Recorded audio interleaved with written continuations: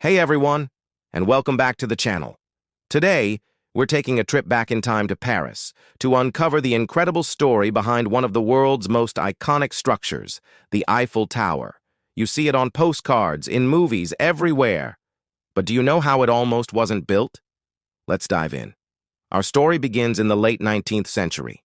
Paris was preparing to host the 1889 Exposition Universelle, or World's Fair, which was set to commemorate the 100th anniversary of the French Revolution. The French government launched a design competition for a monumental centerpiece for the exhibition. The challenge? To build a spectacular iron tower on the Champ de Mars, soaring 300 meters high. Over 100 design proposals were submitted, but one stood out. It came from the engineering firm of Gustave Eiffel. Now here's a fun fact. Gustave Eiffel didn't design the tower himself initially.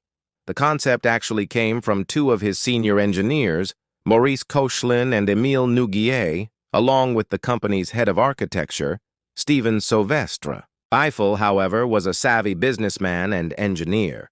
He saw the potential, bought the rights to the patent, and championed the project with his name. Construction began in January 1887, and it was a masterpiece of modern engineering. Imagine this, over 18,000 individual wrought iron parts and 2.5 million rivets, all meticulously prepared in Eiffel's factory on the outskirts of Paris. The pieces were then transported to the site and assembled by a team of around 300 workers. It was like a giant, real-life Meccano set. The precision was astonishing.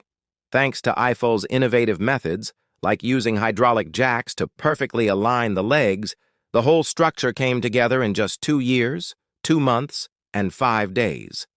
An absolute record time for that era. But here's the twist.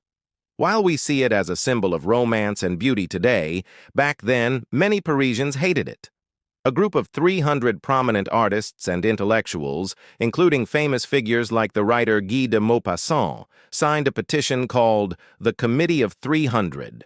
They protested against the construction, calling it a useless and monstrous tower, a truly tragic street lamp, and a gigantic black smokestack that would ruin the skyline of Paris.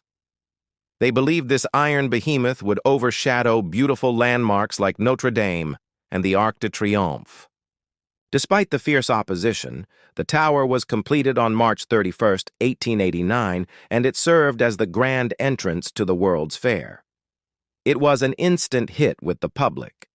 During the fair alone, nearly 2 million people visited, eager to ascend this modern marvel and see Paris from a breathtaking new perspective.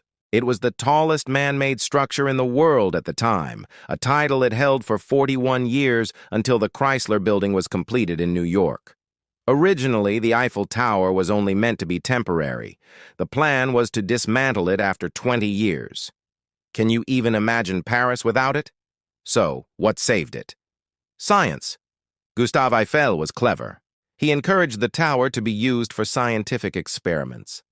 He even installed a small apartment for himself at the top to conduct meteorological observations and physics experiments. More importantly, the tower's height made it perfect for a new technology, the radio. It became a crucial radio telegraph station, and during World War I, it played a vital role in intercepting enemy communications, cementing its importance to the nation. And so, the monstrous tower that was meant to be torn down became a permanent and beloved fixture of the Parisian landscape. It has witnessed over a century of history, survived wars, and welcomed millions upon millions of visitors. Today, it stands not just as a feat of engineering, but as a powerful symbol of French ingenuity, perseverance, and the beautiful way that perceptions can change over time. From controversial project to global icon, the Eiffel Tower's story is as captivating as the views from its summit. What do you think? Did you know about the controversy surrounding its creation? Let me know in the comments below. If you enjoyed this journey into history, please give this video a thumbs up, and don't forget to subscribe and hit that notification bell so you won't miss our next adventure. Thanks for watching, and I'll see you in the next video.